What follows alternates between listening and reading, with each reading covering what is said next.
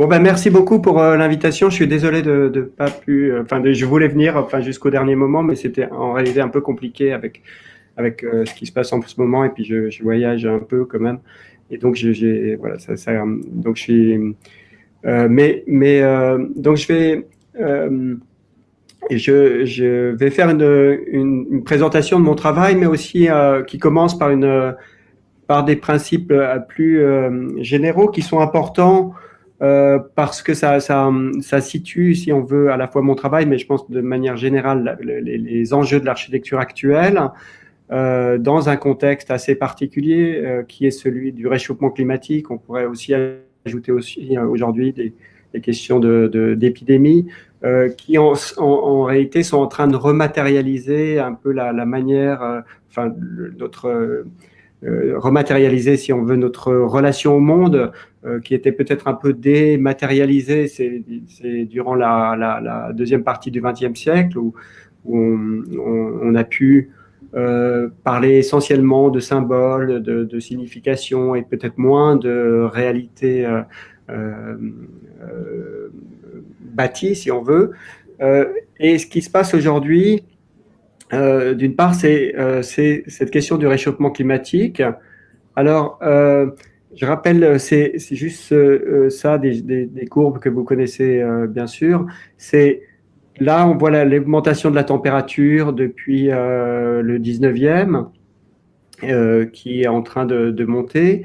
Et en fait, on peut mettre ça en relation avec l'augmentation de la concentration de CO2 dans l'atmosphère. C'est d'ailleurs en fait des relations qui ont été faites à partir du 19e siècle, parce qu'en fait un chercheur qui s'appelle Tyndall en 1850 a montré que en fait le CO2, là il y en a plein dans l'air, d'ailleurs vous me voyez, il est transparent en fait dans le visible, mais il est opaque dans certaines longueurs d'onde, dans les infrarouges. Et et alors, on va le voir après. Donc, il y a cette relation qui est entre cette émission de CO2 et le réchauffement climatique. Alors, cette émission de CO2, elle est issue, en fait, à chaque fois qu'on brûle du bois, du gaz, du pétrole, du charbon, en fait, toutes les sources carbone, hydrocarbures, comme ça, dégagent le CO2 qui vient se mettre dans l'atmosphère. Et comme autrefois, ça fonctionnait sur une sorte d'écosystème avec les forêts, et qu'on brûlait et qui était recapté, le CO2 était recapté par les forêts. Là, du fait qu'on utilise des énergies fossiles, on vient faire ressurgir du CO2 qui avait disparu, si on veut, de la surface de la Terre, et les forêts sont plus assez nombreuses pour absorber ce CO2 en surplus. Et, et donc, ça, c'est donc, pour expliquer un peu le phénomène, c'est là, le Soleil émet des rayons qui tapent la Terre elle chauffe, et durant la nuit, ça repart de l'extérieur.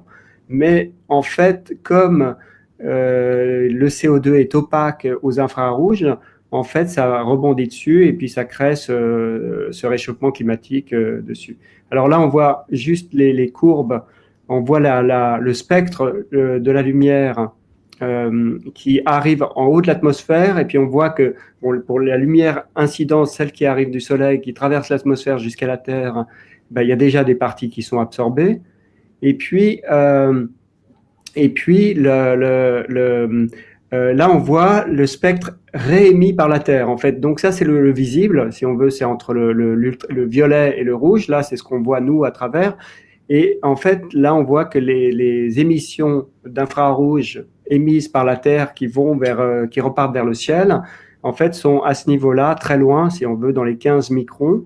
Et le CO2, il est en fait transparent, là, on voit à travers, sauf dans ces parties-là, où là, il est opaque. Et en fait, c'est ce qui se passe, c'est que quand on superpose les choses, bah c'est ça qui fait l'opacité de l'atmosphère pour les infrarouges et qui fait qu'il y a le réchauffement climatique. Alors, donc, aujourd'hui, c'est clair que c'est le CO2 émis par les êtres humains qui est responsable. C'est ce qu'on voit ici. En fait, dans ces courbes qui ont été faites par les différentes universités à travers le monde, tout le monde est arrivé au même résultat. En fait, c'est ce qu'ils appellent des forcings. Quand ils mettent quand ils mettent le CO2 émis par les hommes dans leur modèle informatique, on arrive à la même montée en température. Tandis que s'ils ne mettent pas le CO2 émis par l'homme, en fait, c'est là, par exemple, c'est le modèle en bleu ici, ben, ça reste plat. Donc, le réchauffement climatique, à travers ces modèles-là, confirmait que c'était bien les émissions humaines de CO2 depuis en fait l'invention de la machine à vapeur, enfin du charbon, de l'utilisation du charbon, donc à la fin du XVIIIe siècle, enfin, qui démarre à ce moment-là, qui est responsable du réchauffement climatique. Donc c'est, en fait, on le sait depuis le 18e siècle, le 19e siècle, en fait, quand on a découvert cette opacité de ça. Alors de là, en fait, ce qu'on voit, ce qui est intéressant, c'est que on voit que ici, ça c'est au niveau global, les émissions globales, on voit que 39% des émissions globales sont émises par le bâtiment, par le secteur du bâtiment. Par type de comparaison, les avions, c'est 2%. Donc, on voit que les architectes et tous les gens du métier de la construction, en fait, sont vraiment en première ligne pour combattre le réchauffement climatique, puisqu'il faudrait que ces émissions de CO2 soient réduites à zéro, quoi, si on veut. Et donc voilà. Ensuite, ce qui est important aussi de voir, c'est que l'émission de CO2, c'est un quart, c'est les matériaux de construction si on choisit du bois plutôt, enfin si on choisit du béton ou si on choisit, enfin c'est les matériaux de construction qui contiennent enfin qui contiennent ou pas ou qui dégagent du carbone lors de la construction. Donc mais c'est seulement un quart par rapport aux trois quarts qui sont en fait le CO2 est émis lors du chauffage du bâtiment, parce que quand on chauffe, c'est ce que je crois qu'on voit ici, voilà, on chauffe, on brûle des énergies fossiles et on dégage du CO2 dans l'air. Donc, en fait, ça, il faut toujours garder ça à l'esprit, que trois quarts du problème, en fait, c'est en chauffant ou en ventilant ou en utilisant l'air conditionné.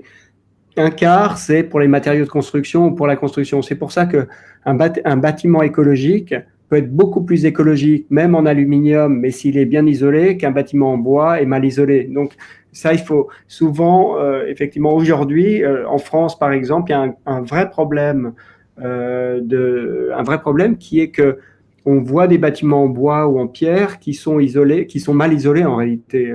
Quand on regarde les détails, on s'aperçoit qu'ils n'ont que 10 cm d'isolation thermique, alors qu'il en faudrait 20. Donc, en fait, ils ont l'image d'un bâtiment écologique parce qu'ils sont en pierre ou en bois, mais ils ne le sont pas, puisque les trois quarts du problème sont durant la consommation. Et quand un bâtiment est mal isolé, toute la chaleur sort, et donc on est obligé c'est comme on est obligé de chauffer, de brûler encore plus de charbon, enfin de fuel pour compenser ça. Donc, à l'avenir, il faudra passer à un bâtiment comme ça, passif, dans lequel on brûle plus du tout de CO2. Mais le problème, c'est qu'on ne peut pas y arriver directement. On pourrait y arriver beaucoup plus en réalité, mais bon, ça traîne, et parce que pour des différentes raisons, à la fois économiques, mais aussi techniques, aussi de stockage des énergies renouvelables ou des choses comme ça. Et ça, c'est ce qu'on appelle l'énergie. Mais en attendant, en fait, c'est ce qu'on voit ici. En fait, aujourd'hui, l'énergie utilisée toujours au niveau mondial, en fait, il y a 15% de l'énergie qui n'émet pas de CO2. Donc 85%, ça émet du CO2, puisque c'est du charbon, du pétrole ou du gaz, quoi, si on veut. Et puis, les énergies renouvelables correspondent qu'à 10%, 11%, et le nucléaire qui n'émet pas de CO2, donc en émet 4,4% ici. Donc en réalité, tout ça, on devrait le changer pour que ça devienne tout bleu, et à partir de ce moment-là, on pourra faire ce qu'on veut, on pourra de nouveau ne plus mettre d'isolation thermique, puisque toute l'énergie ne provoquera plus le réchauffement climatique. Donc, si on veut, dans mon travail, je pars de ce principe-là, en disant que aujourd'hui, le climat et si on veut, c'est la finalité, enfin la lutte contre le réchauffement climatique, puisque les bâtiments sont responsables de 40% des émissions de CO2, devient l'une de nos premières préoccupations, quoi. Donc, par rapport à ça, voilà, si on veut, la finalité de l'architecture aujourd'hui est à cette dimension climatique. Ensuite, l'origine de de la. Oui, alors voilà, là je voyais, je vérifiais si j'étais toujours en connexion. Voilà. Donc, l'origine de l'architecture aussi, elle est climatique. Parce que pourquoi, en réalité, on construit, si on relie Alberti ou Vitruve, enfin, ils expliquent que c'est pour se protéger du soleil ou se protéger du froid. C'est-à-dire que l'architecture, à la base, c'est ça. Là, c'est pourquoi on construit pas. Pourquoi on construit une maison, en réalité, c'est parce qu'on ne peut pas être tout nu au milieu de la neige, sous la pluie, quoi. Donc, c'est ça la raison fondamentale de l'architecture. Donc, si on veut, l'origine de l'architecture est climatique, la finalité est climatique, et donc, est-ce qu'on pourrait pas se dire aussi que les outils, les moyens, peuvent être aussi climatiques? C'est-à-dire que on se dit, bon, ben, aujourd'hui, les moyens qu'on a pour faire de l'architecture, c'est souvent la géométrie. On dessine des carrés ou des ronds. Enfin, on utilise la symétrie pour assembler ces formes géométriques, ou d'autres, ou la répétition, comme ça. On utilise des moyens, si on veut, géométriques. On peut aussi utiliser des moyens symboliques, enfin des moyens, par exemple, de signes, de narrativité, où tout d'un coup on choisit quelque chose en fonction de ce que ça raconte, quoi. Mais est-ce qu'on pourrait aujourd'hui se dire, bon, ben, en réalité, on devrait plutôt travailler se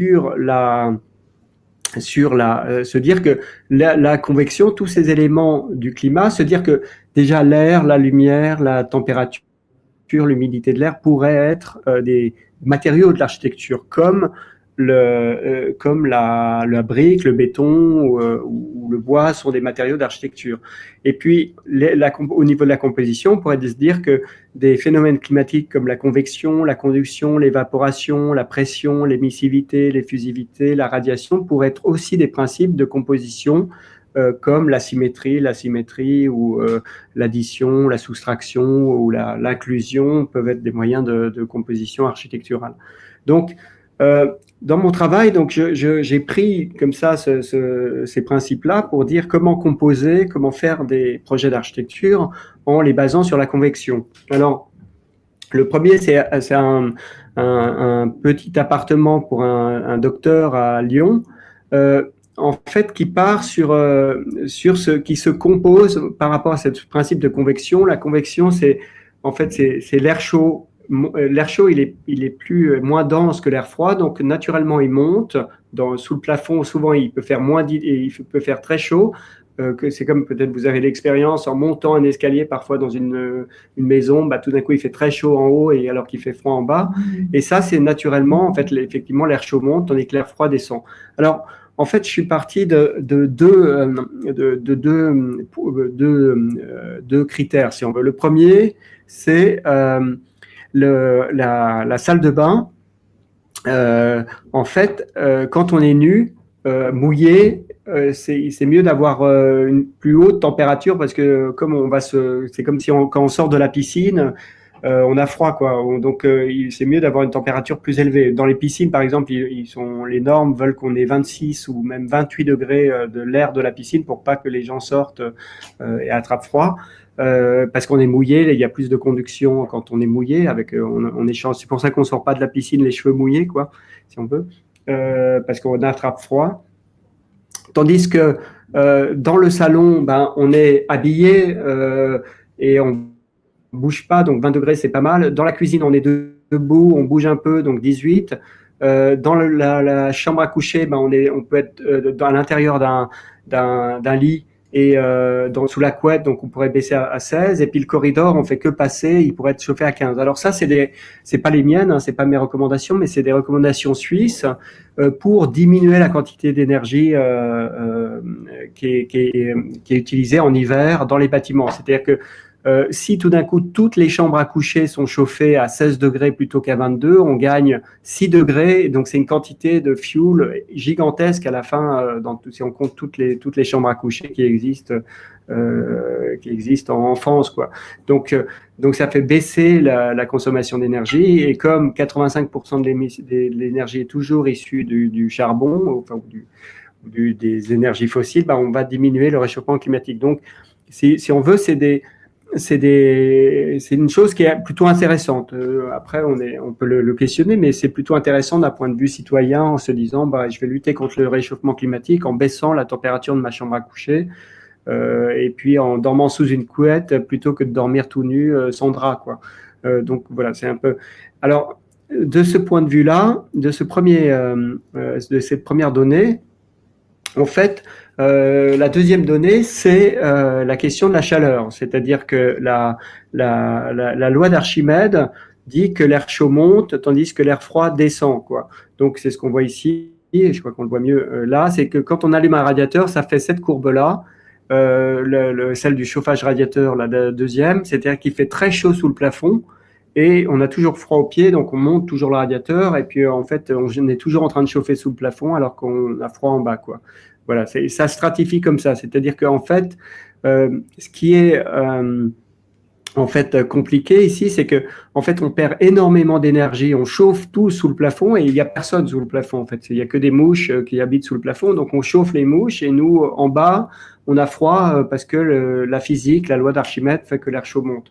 Donc, de ces deux points, si on veut, cette norme, enfin ces recommandations suisses et la loi d'Archimède, les principes de convection qu'on voit ici, l'air chaud monte et l'air froid descend, qu'on voit tourner, on se dit, bon, en fait, ça c'est des différents projets qu'on a fait un peu de ce genre, mais on se dit, bon, si on introduisait deux radiateurs avec des températures légèrement différentes, bon, avec 22 degrés qui correspond à une salle de bain et 15 degrés qui correspondraient à un corridor, quoi. Et puis, ça, c'est une coupe. Si on veut, on fait, ça, c'est un modèle informatique qu'on appelle CFD, là, c'est Computational Fluid Dynamic, où ça fait les mouvements d'air, de convection, comme ça, dessus. Et on voit que finalement, ça crée des formes, ça crée des répartitions dans l'espace. Et puis, en suivant, on dit, bon, bah là, on va mettre le salon ici, un peu plus froid, on va mettre la cuisine, et puis là, je vais mettre la chambre, et puis en fait, on vient composer les choses un peu comme ça, quoi. Donc, c'est ce qu'on voit un peu dans cette coupe ici. Donc là, pour cet appartement, on a procédé un petit peu de manière similaire. On sait que l'air chaud monte, l'air froid est en bas, et donc là, ce qu'on a fait, on a placé, en fait, là, la douche en haut, là où on est nu, on la place ici, tout en haut. Puis là, on a fait une petite anecdote, mais le canapé, enfin le fauteuil, on est tout seul, on le met un peu plus haut. Là où on est à 2 ou à 3, comme il y a la chaleur humaine, on peut le placer un peu plus bas. Et on vient commencer à placer les programmes dans les hauteurs de l'air, comme ça, à différentes hauteurs de l'air. Ensuite, il y a juste un deuxième point, c'est l'humidité. En fait, quand on respire, si on dort, on produit 40 grammes de vapeur d'eau. Si on est éveillé, on en produit 150, simplement par la respiration. Chaque fois que je respire, je mets de la vapeur d'eau, et cette vapeur d'eau, il faut la dégager, la sortir, sinon l'appartement sature en vapeur d'eau, et il y a l'apparition de champignons, de moisissures, enfin tout ça, ça sature de partout. Et puis, et donc c'est une des raisons pour lesquelles on ventile les choses. Donc là aussi, en réalité, parce que là, si je reviens juste ici, si on prend une douche, on produit 800 grammes en 20 minutes. Donc, en fait, dans les systèmes de ventilation, on introduit l'air neuf dans les parties les plus secs, et qui migre dans les parties les plus humides au bout, quoi. Donc, en fait, il y a une sorte de vent intérieur qui existe à l'intérieur entre l'entrée d'air et la sortie d'air, quoi. Donc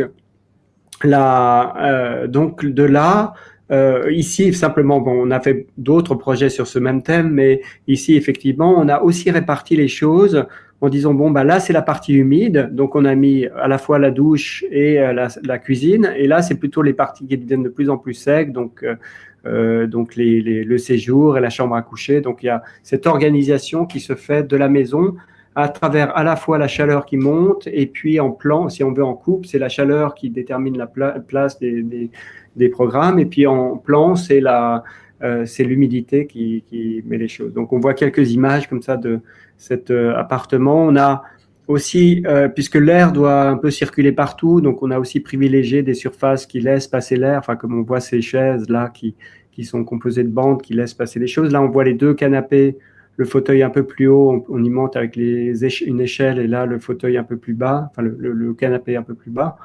Voilà, on voit le système. Là, à l'arrière, ici, on voit la douche. On doit monter sur cette plateforme en haut et dessous, il y a la cuisine. Voilà, on voit le sol de la douche aussi qui est percé de petits trous, voilà, qu'on voit ici. Pour laisser partout l'air, tous les mouvements de convection doivent bouger à l'intérieur. Et l'idée derrière ça, c'est finalement aussi d'économiser de l'énergie, puisqu'on se dit, là, comme il fait naturellement chaud en haut, on va mettre les choses où on a besoin de chaleur, les programmes où on a besoin de chaleur en haut, et là où on a moins besoin de chaleur, on les met en bas. Donc finalement, on va moins chauffer puisqu'on profite, si on veut, on bénéficie de la chaleur montante pour les programmes plus froids, quoi. Enfin, plus chaud et plus froid en bas, quoi. Un autre projet sur l'effusivité. L'effusivité, c'est la capacité d'échange entre un matériau et un autre. Ça peut être entre la main et un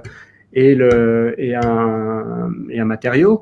Si on touche la chaise, par exemple, si je touche une chaise en métal, elle va me sembler froide. Enfin, le métal va me sembler froid, si c'est à l'ombre.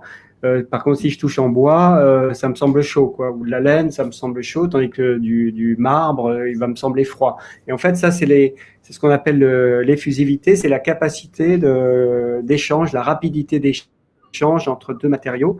Et en réalité, par exemple, quand je pose ma main sur une poignée froide, en fait, la main, elle me suce ma chaleur réellement, quoi. Je perds de la chaleur à l'intérieur de la poignée de porte qui me refroidit réellement. C'est pas qu'une sensation, il y a un vrai échange, une vraie perte de chaleur. C'est pour ça que, par exemple, si j'ai un sol en marbre, dans les pays chauds, comme en Italie, par exemple, dans les églises en Italie, il y a un sol en marbre qui est plus froid et l'air qui va se balader dessus, qui rentre de l'extérieur, qui est peut-être un peu plus chaud, il va se rafraîchir par effusivité en touchant le marbre. À chaque fois que l'air lèche, passe, les couches d'air qui touchent le marbre se refroidissent en touchant le marbre. Là, c'est un projet qu'on a gagné pour le cœur de la Maison de la Radio à Paris, avec Nicolas de Valbory, où il s'agit de l'espace central de la Maison de la Paris,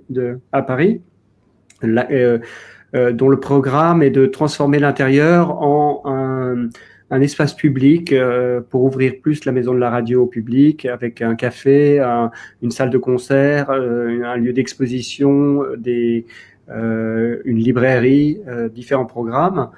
Nous, on est parti sur le principe de l'effusivité. On est parti en se posant la question, on doit mettre un café ici. Où est-ce qu'on va le mettre? Alors, ce qu'on a fait, c'est qu'on a fait une analyse de notre espace qu'on avait. C'est un seul espace. Hein, nous, on travaille sur tout cet espace-là, plus les terrasses qui sont autour ici. Et on fait une analyse, en fait, on se dit, alors voilà, un café, où est-ce que je dois le mettre? Est-ce que je le mets au soleil ou est-ce que je le mets à l'ombre? En se disant, par exemple, que en hiver, on préfère boire un chocolat chaud ou un café près de la fenêtre, là où il y a du soleil pour réchauffer. C'est plus agréable que de se mettre au fond du restaurant, au fond du café pour boire quelque chose. Par contre, en été, je vais préférer me mettre à l'ombre pour boire une menthe à l'eau avec des glaçons plutôt que de me mettre en plein soleil, quoi. Donc, finalement, si on pense au café, on se dit, en fait, il n'y a pas un seul bon endroit pour le café, il y a une gradation d'endroits. On se dit, en hiver, c'est peut-être bien là, mais au printemps, ça va être mieux là, et en été, ça va être mieux là. Donc, ce qu'on a fait, on a fait une analyse de la lumière qui arrive dans cet espace en faisant la moyenne annuelle. Donc, là où c'est rouge, il y a beaucoup de soleil. Là où c'est bleu, il n'y a jamais de soleil. Et puis, dans notre espace, on voit qu'il y a des gradations. Par exemple, tout ça, il y a du soleil, il y a pas mal de soleil, là, un peu moins et un peu moins. Et on transforme ça, c'est ce qu'on voit ici, là, en jaune, beaucoup de soleil, là, voilà, et tout le temps à l'ombre ici. Et donc, de là, on commence à transformer l'espace en travaillant sur l'effusivité, en se disant que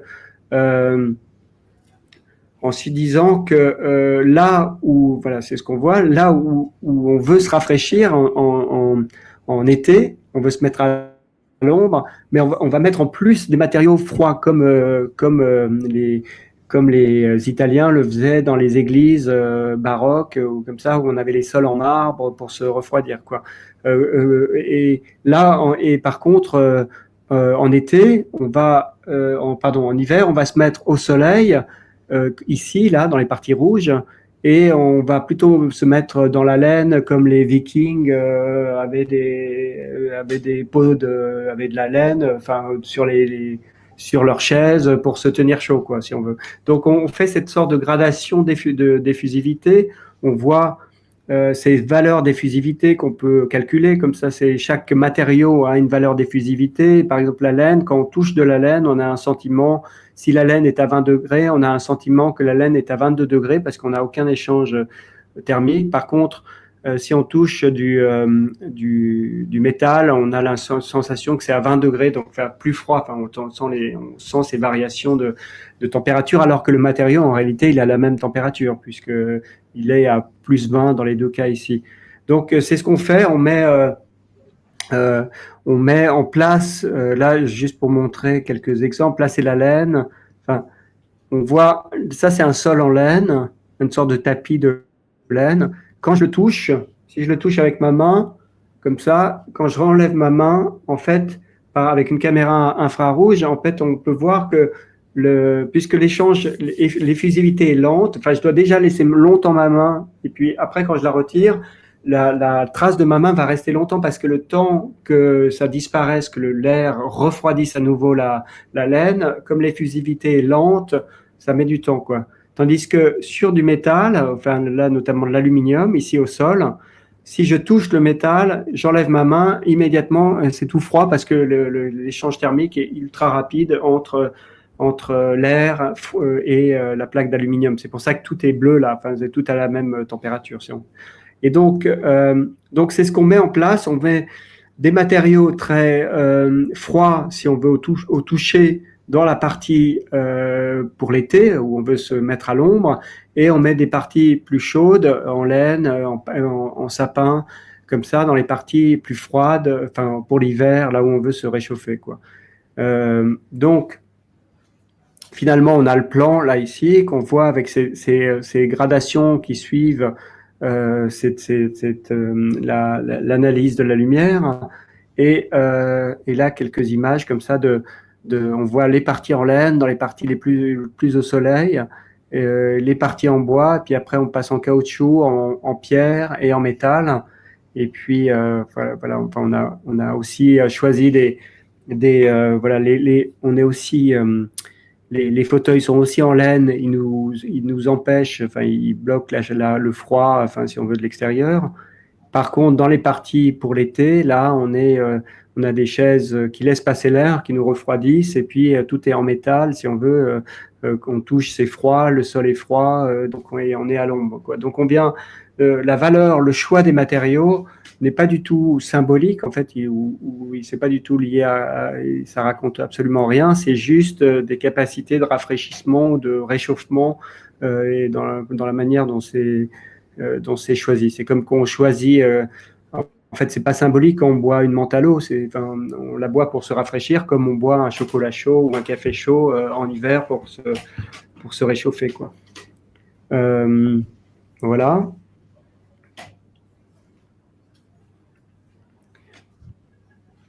Un autre projet. Alors maintenant, oui, j'aimerais passer à une autre échelle, une échelle urbaine. En fait, là, depuis quelques années, je travaille sur des projets urbains liés à cette nouvelle condition. En fait, là, on voit sur ce schéma-là, on voit l'augmentation en fait des canicules depuis 1950. On voit ici, là, c'était toujours un peu régulier. Et puis là, ces dernières années, en fait, il y a de plus en plus de canicules, comme on a pu le constater.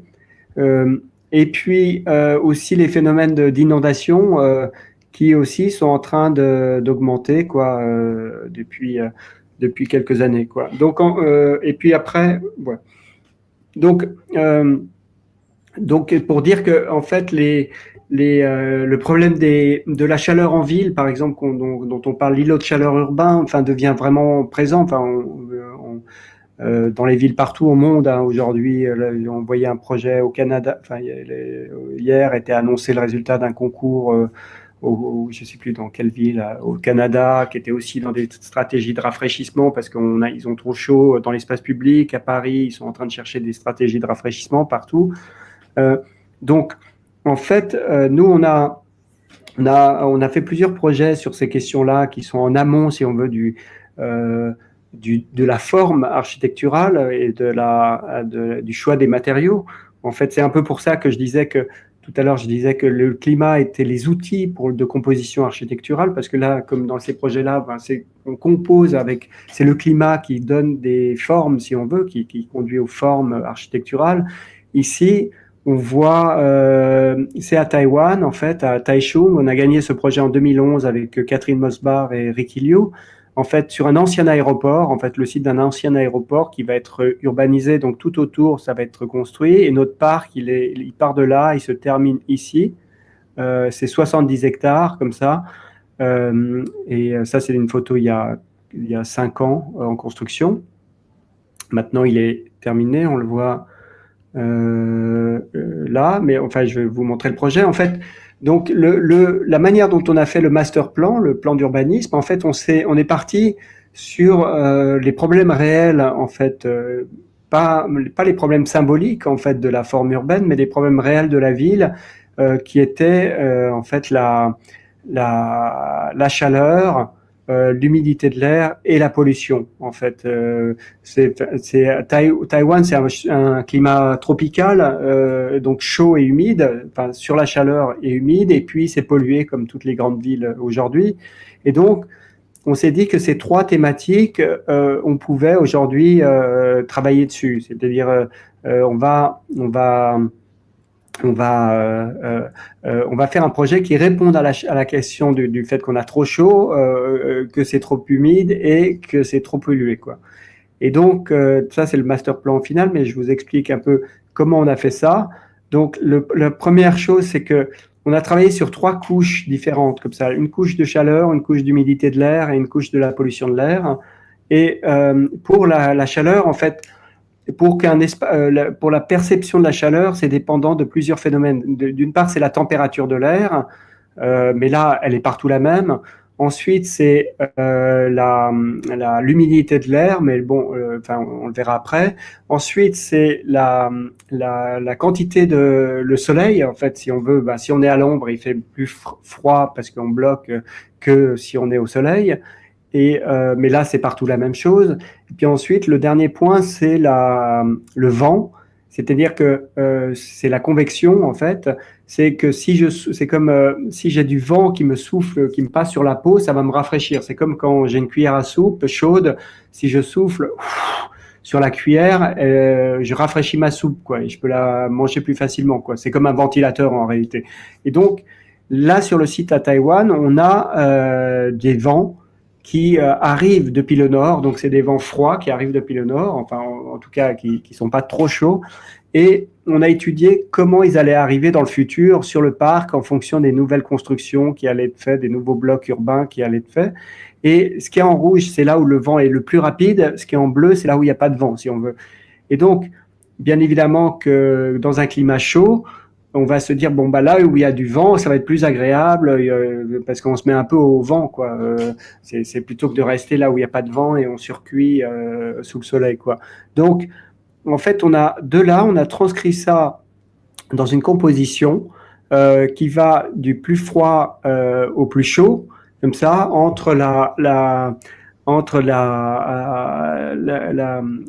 si on veut là si on veut, on a transcrit cette analyse aussi en CFD, comme ça, un modèle informatique des vents, qu'on a transcrit en trouvant les formes, et finalement on a transcrit ces formes avec des arbres. Tous ces points qu'on voit ici, c'est des arbres, c'est-à-dire que on s'est dit, bon, là où il y a le vent, en plus on va mettre de l'ombre, et comme ça on va doubler le rafraîchissement. C'est-à-dire il fait froid parce que il y a le vent, et en plus on est à l'ombre, comme ça. Donc on vient renforcer ces parties-là, et puis après on fait un chemin, le chemin froid comme ça, qui le cool pass qui va relier toutes les parties. Et puis aussi toutes les parties de loisirs, on va les mettre dans ces parties-là qu'on a appelées les coolia, les lieux du froid, si on veut, dans le parc, quoi. Après, les arbres pour ça sont choisis aussi avec beaucoup de feuilles ou avec des grandes feuilles ou blanches pour euh, pour, euh, pour avoir un effet de rafraîchissement, d'ombrage puissant, si on veut. Et puis après, on choisit également les sols pour rafraîchir aussi par rapport à ça. Euh, bon, là, on a des vues actuelles. Bon, c'est pas les meilleures photos qu'on a. Un peu en construction encore. En fait, le parc, l'ouverture officielle du parc est le 6 décembre 2020, même s'il devait être ouvert il y a longtemps, mais il y a eu des changements de gouvernement et qui font que voilà, qu'il y a des, enfin que voilà. Mais le parc est déjà ouvert. En fait, il est déjà il y a encore les cafés qui sont pas encore exploités, mais qui vont ouvrir après. Là, c'est sur l'humidité.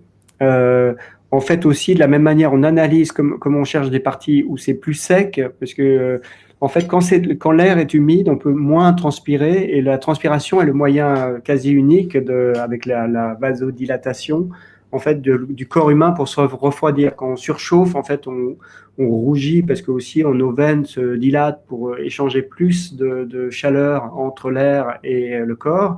Puis on se met à transpirer parce que à chaque fois qu'on transpire, en fait, il y a des gouttes d'eau, enfin, qu'on fait perler des gouttes d'eau qui s'évaporent, et l'évaporation, il y a un changement de phase entre le liquide et le gazeux qui prennent qui ont besoin d'énergie, et ça prend à la température de l'air, et donc ça fait diminuer la température de l'air en proximité de la peau, et donc ça fait diminuer la température de la peau. Donc c'est pour ça qu'il c'est important de transpirer quand on a trop chaud, parce que c'est ça qui permet de rafraîchir. Donc, si on veut, quand il y a beaucoup d'humidité dans l'air, par contre, on peut plus transpirer. C'est pour ça qu'on dit qu'un climat chaud et sec est plus confortable qu'un climat chaud et humide.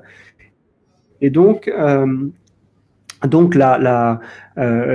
par rapport à ça, euh, la, la, par rapport à ça, donc on cartographie aussi les parties les plus secs et les plus humides, et donc et donc de là, on établit, bon, ça c'est juste aussi parce qu'il y a toute une carte, sur l'humidité, il y a tout le parc aussi est dans un système de gestion des eaux de pluie. Et donc là, finalement, on cartographie les endroits les plus secs, si on veut, et on fait le chemin sec qui devient un deuxième mode de déambulation dans le parc, où on peut plus transpirer, et donc devient le terrain le lieu, enfin le chemin sportif, avec tous les équipements sportifs qui se mettent dans cette partie-là, et le chemin est beaucoup plus compliqué puisqu'il monte sur les collines et il descend comme ça, quoi. Et puis les arbres correspondent à ça, c'est des arbres qui ont des racines flottantes qui prennent l'humidité de l'air, qui déshumidifient un peu. Et puis les sols sont très drainants pour pas qu'il y ait d'évapotranspiration, pour que ça soit très sec, si on veut, dans ces endroits-là, quoi. Après, les bancs correspondent à ça, en étant des bancs plus sportifs où on s'assied pas, on reste, c'est ce qu'on voit ici, quoi. Voilà. Et puis le dernier, c'est la pollution. En fait, il y a des routes, les particules fines, qui est la pollution, les PM2.5. Comme ça, en fait, comme il y a des routes qui passent autour du parc, comme ça, c'est dans les parties blanches ici. En fait, loin des routes, ça sera moins bruyant, et il y aura moins de pollution. Et puis on vient renforcer ça avec des arbres choisis pour dépolluer l'air, avec des sortes de résineux, ou des arbres qui ont des feuilles dufteuses qui absorbent les particules dans les duvets, comme ça. Et puis dans ces parties-là, donc c'est toujours des gradations. On voit ça, chaque point c'est un arbre, hein, et puis ça devient très très dense comme une forêt au milieu, quoi. Très dense. Et puis là, on met en fait tous les jeux pour enfants dans ces parties les moins polluées, loin du bruit des voitures. Et puis après, on a un chemin, le Clean Pass, comme ça, qui est toujours à plat, donc c'est bien pour les poussettes et un large comme ça pour les petits vélos des enfants, comme ça, qui est un troisième mode de parcours dans le parc, quoi. Voilà, et tout ensemble, en fait, là, on voit tous les arbres qu'on a ajoutés. Il y a 13 000 arbres qui ont été plantés, enfin, 10 000 qui ont été plantés, 3 000 existants qui ont été replacés. Et, euh, et toutes ces couches ensemble génèrent des microclimats, c'est-à-dire qu'il y a des endroits où c'est chaud, humide et pollué, mais il y en a d'autres où c'est froid, sec et pollué, ou froid, sec et pas pollué. Et donc, il y a une variété de microclimats qui fait que, en fait, chacun peut aller où il veut, et selon le moment de l'année ou de la journée, ben, on peut aller plutôt au frais en été. À midi, et plutôt froid, enfin plutôt s'exposer au soleil là où il n'y a pas d'arbres en hiver à 6 heures du soir, comme ça. Donc il y a toute une variété qui fait que qui sont là. Voilà quelques images là du parc. Alors c'est des vieilles images, c'est beaucoup. Là, les arbres n'ont pas poussé, on les voit encore là, tout ça, mais ça va être très dense. Après, on a une vingtaine de petites constructions dedans, euh, de pavillons et de bâtiments de café, de bâtiments plus ou moins grands. Euh, Là, le climatorium, c'est une sorte de musée du réchauffement climatique qu'on a là et qui fonctionne un peu sur ces mêmes thèmes euh, qu'on a réalisé, donc qu'on a conçu pour ça, et qui fonctionne sur un peu ces mêmes thèmes sur la chaleur, l'humidité et la pollution. Là, c'est les toilettes aussi qui sont dans des formes de gradation. En fait, là, souvent les principes de composition sont par gradation. Vous voyez, par exemple, on passe d'abord sur le sol qui change, ensuite on rentre à l'intérieur, ensuite on passe sous le toit, et ensuite on passe dans les cabines, et on passe dans la lumière, et puis devant là, il y a encore une couche de haut-parleurs qui diffusent de la musique aquatique, enfin pour couvrir un peu les bruits des toilettes, quoi. Et donc c'est tout des gradations d'intimité comme ça qui sont données pour là. Ensuite, on a un jardin météorologique avec différents appareils qui rafraîchissent par évaporation, par convection, donc avec par exemple cet anticyclone qui souffle de l'air froid. Alors, ce qui est important de voir, c'est que aucune énergie fossile est employée dans ce parc. En fait, tout est par énergie renouvelable. Donc, quand on utilise de l'énergie renouvelable, en fait, on peut chauffer comme on veut, quoi. Par exemple, en Suisse, c'est interdit de chauffer des piscines extérieures avec du fuel. Par contre, on peut chauffer la piscine avec des panneaux solaires, quoi. Donc c'est voilà, parce que les panneaux solaires ne produisent pas de CO2 en chauffant la piscine, quoi. Donc là, nous, on a mis en place 10 000 mètres carrés de panneaux photovoltaïques. Bon, à Taïwan, c'est très au sud, donc il y a beaucoup de soleil qui tape. Et donc, on a 7 000 mètres carrés ici, 3 000 mètres carrés, et puis on a, peut-être on va voir quelques images comme ça, qui créent une grande canopée pour produire toute l'énergie. Et puis, le système là, des devices, des appareils comme ça, on prend de l'air, donc ils sont alimentés par les panneaux photovoltaïques. Mais l'air est refroidi en géothermie. On voit qu'on avait fait des sondages sur place. On était quand il faisait 40 degrés au niveau du sol de température, on était à 25 degrés à 5 mètres en souterrain. Donc c'est des puits canadiens, des puits provençales aussi comme on appelle. Donc l'air chaud passe en souterrain et ressort froid comme ça. On voit les tuyaux qui ont été mis en place avec ces éléments de soufflage comme ça,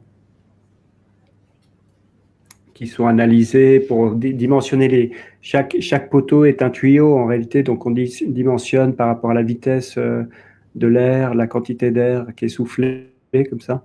Et ouais, on voit et puis un deuxième appareil qui était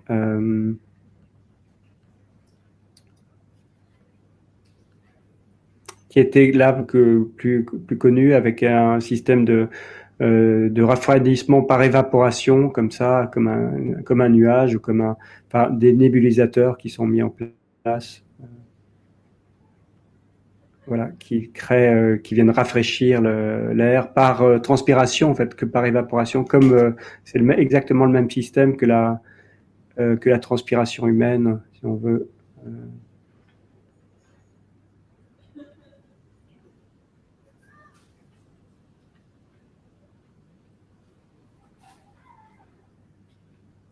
Voilà, là c'est peut-être je vais terminer à 5 heures, ça va?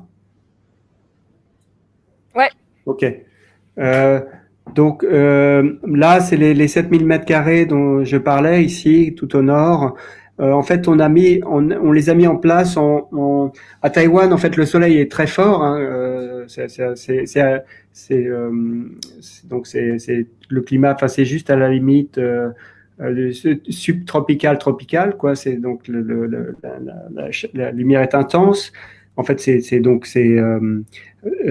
en fait, on a pris le parti effectivement de venir récupérer une partie de la chaleur du soleil par des panneaux photovoltaïques. Et puis dessous, on met en place à la fois c'est un parking, mais c'est des bâtiments aussi, le centre de maintenance et un parc, des toilettes comme ça qui sont sur une partie donc de 10 hectares au nord du parc.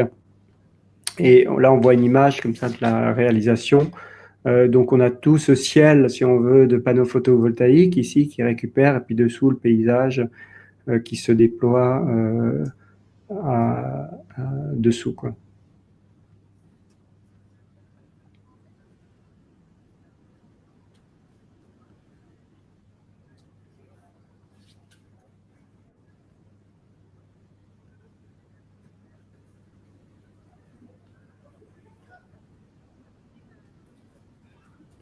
Voilà.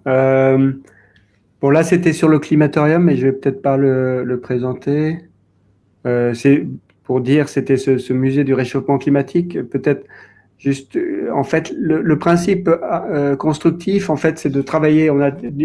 Dans les bâtiments contemporains, on a toujours des couches. En fait, la couche d'isolation thermique, la couche porteuse, la couche de barrière vapeur, la couche d'étanchéité à l'eau. Et puis là, on se dit, normalement, elles sont toutes ensemble. Et là, on se dit on va diviser ces couches, on va les ouvrir, on va pouvoir aller entre les couches, comme ça, habiter entre les couches, en se disant que on peut minimiser comme ça la quantité d'air conditionné, et puis on peut être dans des espaces comme on le voit ici.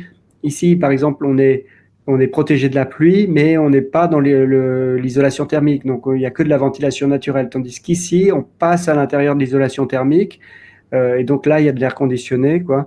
Euh, mais on en ressort dans les couloirs où il n'y a pas d'isolation thermique, et puis on re-rentre dans l'isolation thermique. Donc on a tous ces couches qui se dilatent les unes par rapport aux autres pour créer des entre-deux habitables. Et puis dedans, en fait, on a trois espaces, le coolium, le dryum, le clearium, qui sont des espaces publics qui reproduisent des climats plus frais, puisqu'il fait chaud, comme le coolium qui reproduit en temps réel le climat de la montagne, on le voit, le dryum qui reproduit le climat du 21 novembre, là où c'est plus sec, où l'air est plus sec. Euh, on voit ça ici, en fait, c'est assez humide à Taïwan, et puis ça baisse en octobre, novembre, comme ça, donc c'est plus agréable puisqu'on peut mieux transpirer, ça c'est juste les images 3D. Et puis le clyrium qui reproduit le climat s'il n'y avait pas eu le réchauffement climatique, donc un peu plus sec, enfin, pardon, un peu de 1 degré moins, et puis voilà, donc et puis sans pollution, sans PM2.5, sans pollution. Donc là, on voit les couches comme ça, parce que le bâtiment lui-même fonctionne de cette manière-là, avec ces couches, la couche, la barrière physique, si on veut, l'étanchéité à l'eau, l'isolation thermique, la couche, les structures porteuses, et puis ça se dilate les unes par rapport aux autres. Voilà, ouais, quelques images de ça, avec le choix du blanc pour éviter que ça surchauffe. Là, c'est la première, la couche physique. La barrière, si on veut, derrière, là, ce qu'on voit, c'est l'étanchéité à l'eau. Euh, et puis, on rentre dans l'étanchéité à l'eau. Euh, de-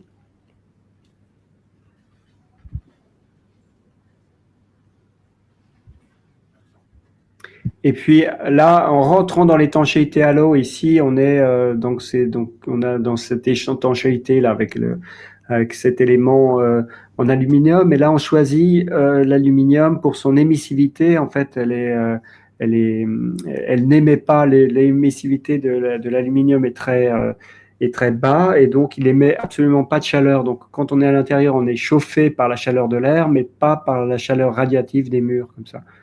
Là, on voit, on est à l'intérieur, c'est ça le principe de l'émissivité. Là, on voit par exemple que là, il y a pas de, enfin, ça rebondit. Voilà, c'est sur le... Et puis là, on est entre le deux, si on veut, on est dans le couloir. Là, on voit l'isolation thermique, et puis derrière ça, on rentre à l'intérieur de l'isolation thermique. On est dans l'isolation thermique, et puis là, on a le, les matériaux qui sont eux, qui ont une haute émissivité, donc qui vont rayonner en fait. La chaleur. Et puis les trois pièces qu'on a dedans, c'est le coulium qu'on voit ici, qui reproduit en fait la température de la montagne en temps réel, hein, comme ça, de la haute, enfin la montagne de Taïwan. Ça, c'est le dryum. On voit que, enfin là, tout est allumé, mais en fait, ça fonctionnera, il y a seulement, si on vient à midi, bah, c'est les lumières là. Si on vient à minuit, ça sera, on verra comme en bas, comme si c'est le soleil qui tourne et qui reproduit ce 21 novembre perpétuel, et donc on répète à l'intérieur le 21. Et puis ça, c'est le coulium, le clyrium, comme ça. On vient souffler de l'air plus frais et non pollué dans cet espace-là, dans l'espace donc, et toute l'énergie consommée dans ce bâtiment est uniquement produite par nos panneaux photovoltaïques sur place, quoi. Voilà, je termine là. Merci. Merci beaucoup.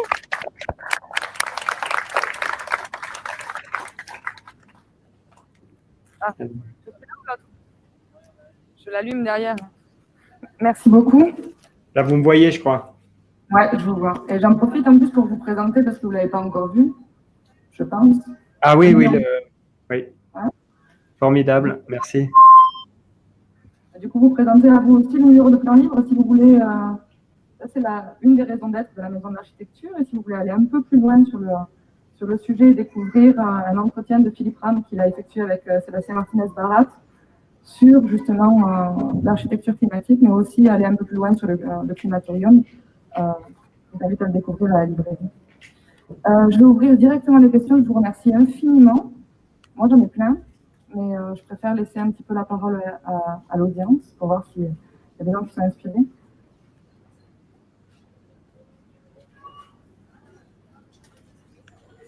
Si ça pas eux, c'est moi.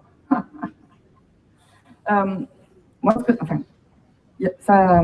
parmi les questions que ça soulève, moi, ce que j'aurais envie de vous demander, c'est qu'en est-il du coup des pratiques de l'architecte? Parce que je me demande comment ça marche en fait dans votre agence, parce que ça appelle des compétences forcément d'avoir ce genre de pratiques qui vont bien au-delà de ce qu'on nous apprend à l'école en fait, qui est jusque-là on travaille, alors peut-être pas dans toutes les écoles de la même manière, mais on nous répète quand même que l'architecture a un rapport avec l'ombre et la lumière. On est d'accord, mais ça s'arrête plus ou moins là, en fait, dans notre manière d'exercer. Alors que là, ça mélange quand même des pratiques d'ingénierie, de thermicité, de technique, de technologie qu'on ne connaît pas ou qu'on approche très peu. Donc, comment ça se passe dans votre agence, en fait? Je dirais que moi j'enseigne aussi donc je suis maître de conférence à l'école d'architecture de Versailles. J'enseigne aussi depuis 10 ans aux États-Unis. J'ai enseigné à Harvard pendant 2 ans, à Cornell pendant 2 ans, à Columbia. Enfin, donc j'enseigne aussi, et en fait dans mon enseignement j'intègre toutes ces, enfin j'enseigne toutes ces notions-là, et puis les étudiants eux-mêmes les recherches, quoi, enfin les abordent, quoi. Donc en fait je dirais que pour moi, elle me semble, c'est important que les écoles. Après, je dirais que pour le moment, ça me concernait, c'était plus personnel, mais je pense que c'est des choses qui sont liées au réchauffement climatique, dans la lutte contre le réchauffement climatique, par rapport aux enjeux actuels. Je pense que ça devient assez important pour tout le monde et pas seulement pour moi. Et donc, je pense que effectivement, c'est des choses qui doivent prendre place dans les écoles d'architecture. Et je dirais que voilà, dans l'enseignement, ces questions-là devraient... En fait, il y a aussi des professeurs qui l'enseignent, hein, mais je dirais qu'il y a une dissociation qui existe entre le projet et puis ces questions thermiques ou ces questions... et ça, c'est dommage. Enfin, il faut qu'aujourd'hui, ces choses se rencontrent à nouveau et je dirais que on a un peu faussé la lecture quand on regarde l'histoire de l'architecture, on s'aperçoit que si on prend la Villa Rotonda, par exemple, de Palladio, elle est pensée elle est pensée sur des principes géométriques, on a l'impression, mais en réalité, ces principes géométriques sont induits de principes climatiques. C'est une maison avec un rond au milieu et quatre côtés, si on veut, de manière très symétrique, avec une symétrie centrale. Mais en réalité, pourquoi il y a quatre côtés? Parce qu'il a mis des pièces au sud pour l'hiver, il met des pièces au nord pour l'été, il met des pièces à l'est, il dit pour le printemps, et l'autre pour le matin, enfin à l'est pour le matin et à l'ouest pour l'après-midi, si on veut. Donc, en fait, la composition est liée à des principes climatiques. Et Alberti et Palladio, et par exemple, ils disent, quand il fait chaud, il faut des espaces de grande hauteur. Quand il fait froid, il faut des espaces où le plafond est bas, quoi. Et donc, ces principes climatiques, ils étaient là. Je dirais qu'on a un peu perdu ça. On a perdu ça durant la modernité parce que le charbon, le pétrole nous a déchargés de ces questions climatiques. Mais aujourd'hui, je pense que c'est important que ça revienne. Et donc, moi, j'ai d'une certaine manière les gens dans mon bureau ou mes étudiants, voilà, tout d'un coup, il y a un savoir collectif qui se met en place, donc on est assez à l'aise tout d'un coup avec ces principes-là. Et puis, en fait, moi, la manière dont je travaille, c'est dans le bureau, d'une certaine manière, il y a des principes qui sont mis en place, avec un peu... et puis après, par exemple, à Taïwan, on extériorise, enfin, c'est des ingénieurs qui viennent calculer après précisément, par exemple, dans tous la quantité d'air, la largeur des tuyaux, des choses comme ça, tout ça est calculé après précisément par le bureau d'ingénieurs. Mais donc nous, on fait comme une esquisse en fait, où on va jusqu'à un certain point, et puis après c'est comme quand un architecte dessine une structure porteuse. Au début, il a une intuition à peu près de la largeur des poteaux et des poutres, et puis après, l'ingénieur, il les recalcule et il donne les dimensions exactes, quoi. Bonjour, merci pour cette conférence. Moi, j'avais une question. Est-ce que vous faites des cartographies ex post? C'est-à-dire, on voit que là, il y a des cartographies qui sont la base du projet. Et est-ce que vous cartographiez ensuite ce que le projet a transformé dans le climat? Peut-être plus pour les projets intérieurs, je dirais. Ouais, alors je dirais oui, par exemple, on utilise la thermographie. Là, on est sur un projet, par exemple, pour un siège social, et en fait de transformation d'un bâtiment.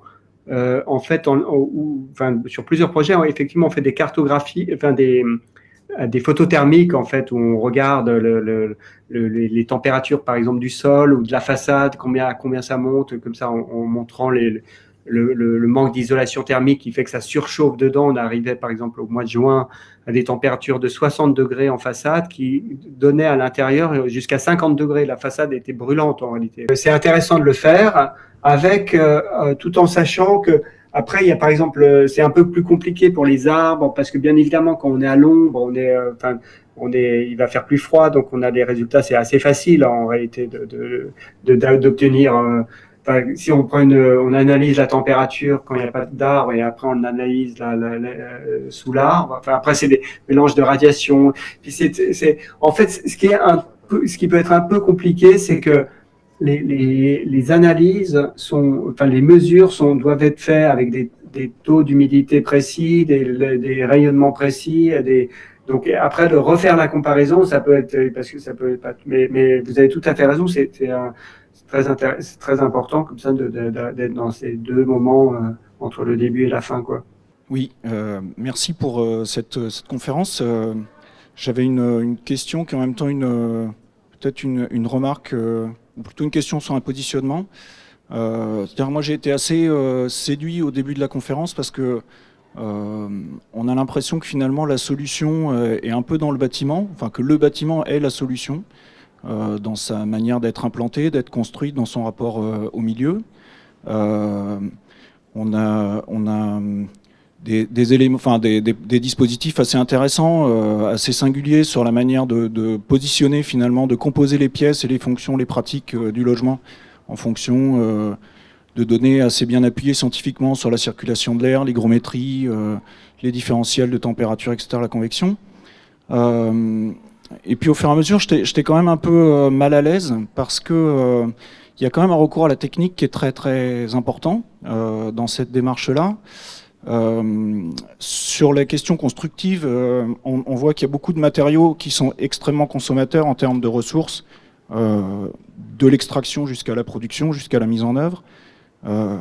Donc il y a une espèce comme ça de malaise, je trouve, par rapport à cette question et par rapport à l'énoncé de base qui dit qu'il y a 40% effectivement des émissions de gaz à effet de serre qui sont issues du secteur de la construction. Et on a l'impression finalement que la démarche là, qui est présentée là, elle est limitée à l'exploitation du bâtiment et pas nécessairement à l'intégralité du cycle qui va de l'extraction d'un matériau jusqu'à sa mise en œuvre, en considérant le matériau du point de vue de son bilan carbone, par exemple, de sa proximité au site de construction, etc. etc. Voilà, donc j'aimerais simplement peut-être entendre un positionnement par rapport à ça. Oui. Voilà. Oui, je pense que c'est très pertinent ce que vous dites. Je dirais que d'une part, effectivement, comme je l'ai montré au départ, 3/4 des émissions de CO2, c'est durant le fonctionnement du bâtiment, et 1/4 concerne les matériaux. Donc c'est vrai que moi, j'ai privilégié, quand j'ai commencé à travailler, c'était il y a 15 ans ou 20 ans, c'est vrai que à cette époque-là, je dois dire, c'est un peu une question historique, on privilégiait effectivement ces 3/4. C'est-à-dire que c'est pour ça que ça nous était égal, je dirais pour cette génération-là, c'était égal que ça soit de l'isolation en laine de verre ou en laine de mouton, quoi. Puisque c'était la performance qui était cherchée, quoi. Avec l'idée que en réalité, que ça soit de la laine de mouton ou de cellulose recyclée ou de pète recyclée ou de chanvre ou de roche, ne jouait pas beaucoup de rôle là-dedans, puisque c'était surtout l'efficacité d'isolation thermique durant le chauffage du bâtiment qui jouait un rôle. Donc ça, c'est un peu une question historique, c'est-à-dire qu'on était plus là-dedans. Et c'est vrai que moi, j'avais un positionnement qui était essentiellement, je dois dire, sur le fonctionnement du bâtiment, comme vous l'avez dit, quoi. C'est-à-dire, j'agissais sur les 3/4 et le 1/4. Finalement, je choisissais les matériaux les plus performants pour ça. Enfin, c'est-à-dire que, par exemple, c'est vrai que c'était l'étanchéité à l'eau, c'est de la vraie étanchéité à l'eau, c'est en plastique, quoi. Donc, donc il y avait un côté qui était qui était de chercher la performance la plus forte dans la mission, indépendamment du bilan carbone du matériau, comme ça, en disant que c'est pas grand-chose. Et ça, il faut garder un tout petit peu ça à l'esprit, parce que en fait, aujourd'hui, on voit le mouvement inverse, c'est-à-dire que en fait, on voit des bâtiments qui sont construits en bois ou en pierre, mais derrière ça, il y a 10 cm d'isolation thermique, alors qu'il en faudrait 20. Ou alors il y a des ponts thermiques, ou alors donc en fait alors là on est vraiment c'est-à-dire qu'on a une image de l'écologie, on a des symboles de l'écologie, mais en réalité le bâtiment il n'est pas du tout écologique parce qu'il est mal isolé, on doit brûler énormément de charbon, enfin pour le chauffer, ou utiliser une énergie folle d'air conditionné parce que ça fuit de partout, quoi. Donc je dirais que donc moi j'étais dans un positionnement un peu comme ça. Je dirais qu'aujourd'hui, par la pression, par l'urgence climatique, oui, je suis d'accord avec vous, il faut aussi agir sur des matériaux par rapport à l'empreinte carbone. Donc c'est un pas, moi je dois aussi aller dans cette direction-là, quoi. Donc je dirais que, mais par contre, il faut vraiment faire attention parce que aujourd'hui, et notamment en France, en fait, il y a une popularisation on utilise du bois, mais derrière ça, on construit très mal avec des ponts de froid et de l'isolation à l'intérieur et avec 9 cm d'isolation. Donc, voilà, donc il faut faire attention à ça, et de ne pas être dans une image de l'écologie en disant oui, c'est en bois, c'est en pierre, il y a des arbres dessus, alors que et que le fonctionnement en fait n'est pas assuré derrière. Et puis quant à la question technique, vous avez raison aussi, dans les bâtiments, en Suisse ou à Taïwan, en fait, il y a plein de techniques. Enfin, tout le bâtiment, il survit grâce à la technique, hein. Si l'air conditionné s'arrête ou l'ascenseur s'arrête, le bâtiment est foutu, quoi. Mais donc, nous, on est parti aussi au départ de cette réalité-là. Donc, c'est vrai que les machines qu'on utilisait, voilà, on assumait qu'elles étaient dans le même système que l'air conditionné ou les machines qu'il y a dans tous les bâtiments à Taïwan, quoi. Par contre, effectivement, on s'aperçoit que la maintenance est compliquée, que c'est compliqué, enfin que ça crée à plein de niveaux, mais qui sont pas des niveaux intellectuels. Je dirais, c'est plus des niveaux à un moment donné je dirais de processus voilà de projets, enfin de rapports, même presque de rapports sociaux, qui font que en fait aujourd'hui effectivement aussi on doit essayer de diminuer la quantité des techniques, la complexité technique qu'on utilise, parce que en fait on crée plein de problèmes voilà, tout d'un coup les choses sont mal faites. Enfin, on dessine une chose et en fait la construction est mal faite. Enfin, ou après la maintenance est mal faite. Donc en fait c'est vrai que les problèmes techniques, la complexité technique introduit c'est mieux de simplifier aujourd'hui. Donc je dirais que les remarques que vous m'avez fait, je vais dans leur sens aujourd'hui. J'y allais moins autrefois, mais je vais dedans. C'est effectivement, il faut aussi prendre en question l'empreinte carbone. Et il faut aussi prendre en question une diminution de la complexité technique des choses pour éviter l'obsolescence et éviter des problèmes de maintenance, quoi. Philippe, merci à vous. Bonne merci soirée. infiniment. Bonne continuation.